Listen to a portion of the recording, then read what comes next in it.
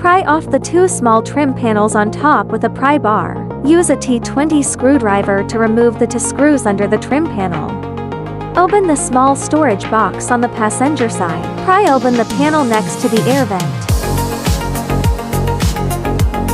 Remove the two screws under the panel.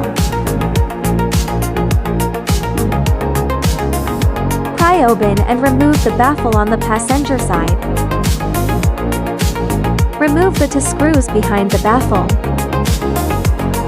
Pull the steering wheel outward and lower it. Pry open the panel behind the dashboard.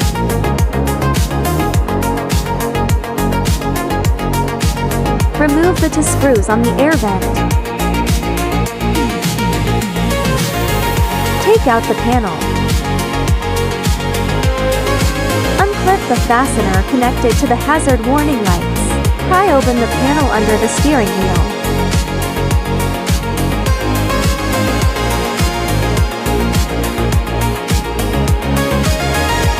Pry open and remove the baffle on the driver's side.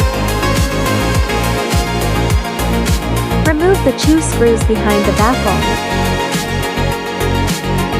Remove the two screws each from the top and bottom of the one-click start button. Pull out the one-click start. Pry open and pull out the small panel inside the charging port.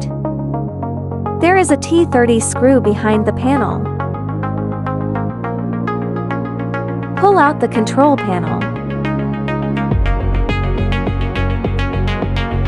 Remove the 6 screws of different sizes on the head unit.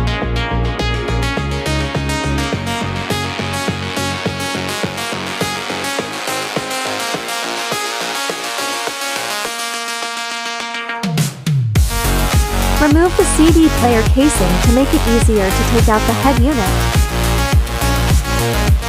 Remove the plug behind the outer casing.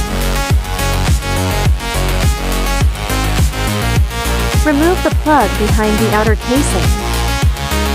Remove the screws on the rear cup holder, and the screws on the 2 front cup holders. Lift the saddle upward.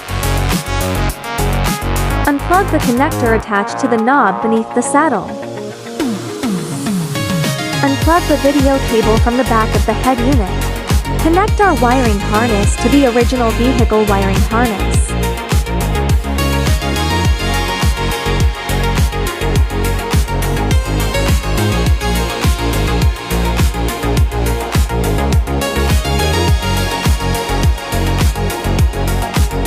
The module can be secured under the head unit.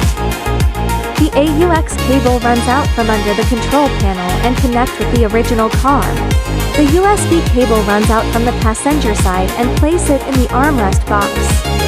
The microphone runs out from the driver side position and fixed it at the one-touch start or other positions. Restore the parts you just removed in order.